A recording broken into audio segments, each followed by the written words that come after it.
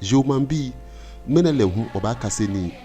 ye goalkeeper ko ni bekule wonale ye Ghana ni achola ake Robert Mensah.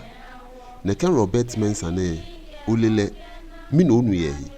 ni amagba yesa ni fiuku ye. Ne ken Robert Mensah ne bina ke folenji 12 June 1939 ogwanji eni afolekeje ni eni ejebo shishinyenji ebusuyan draft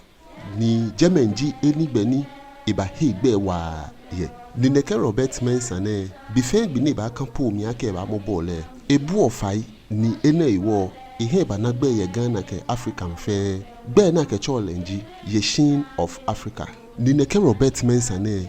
eko ne ti ni ne ken Robert Mensah ne faye ni ke fe ke ya mo ni bu iwo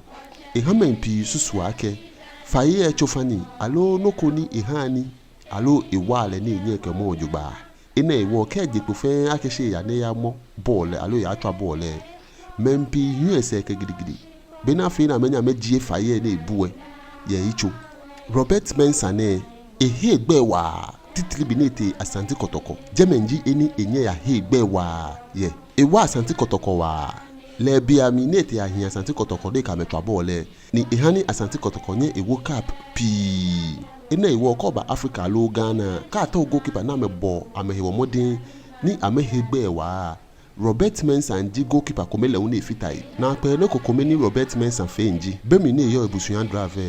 drive ke Asante Kotoko ametwa ball ko ni ne ken ball na metwa ne bemi ni ball ya Robert Mensah no wa beni mo fe mo ya atwa menye na mekwe leta shimo na ikan ne newspaper no na efe iwo ehani egbe te hie wa bemi ni Robert Mensah ehiemi ni ehe egbe kemba ye 30th October 1971 jemebe ni arehusa ni kobani na Robert Mensah na kambia miye Asante Kotoko ni Robert Mensah fita amehine amensa amehi na meke Great Olympics yana mi atwa ball na kambia miye esani Robert Mensah shukwe ehi kumase shin alegbe no ni fe ni eketeke ajetema ni ete bie ba ko ni acho jeme ake credo bie ba bemri ni Robert Mensah amehie na menhwa amehie ye credo bie ba ni waneji nkobanu ye jeme ekeme konklume alelo ni yaba ni papa ko na chole Isaac Mefa ni electrician eba koto ni kechu Robert Mensah ina ewo Robert Mensah ba hulawa na ba rashle na kalete hospital yetema Niji tema General Hospital ye 2nd November 1971 Jemen Robert Mensah ebacho ese shi arehosa ne komeni yo minji na kambia mi no ni enga ni ekeyo le huna kambia mi ehian ho ni ifo ni echomi nekebo ene iwo ehani Robert Mensah ebile abachele Kofi Antu ni chonake ni afole ebana epapa ko ba akaye gbeke bi ashin boilela konu wola ake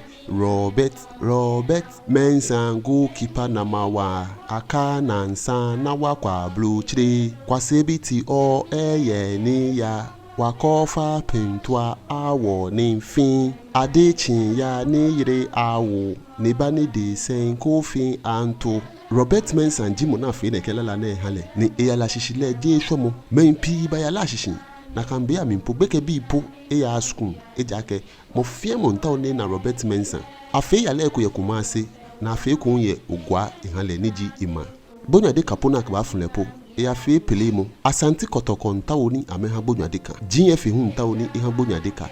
Asante Kotoko bonya de ka po ne shefi oni aba fun Robert Mensah ni ameno ate aju ameno ene chon ake Robert Mensah ma boy wo modern ye Ghana mane enya anyoma mpi poju ake Robert Mensah eja ake na etu eboni alo ebe discipline ewo no hani egbomla mi na kan shite oba fete Robert Mensah eba fe ni bibi ke wa Ghana ne ewo ene njino ku fi ro ba ka se Robert Mensah ka no ye pa no ni o like no comment no share or videos ingbe nji ni awulilate ne radon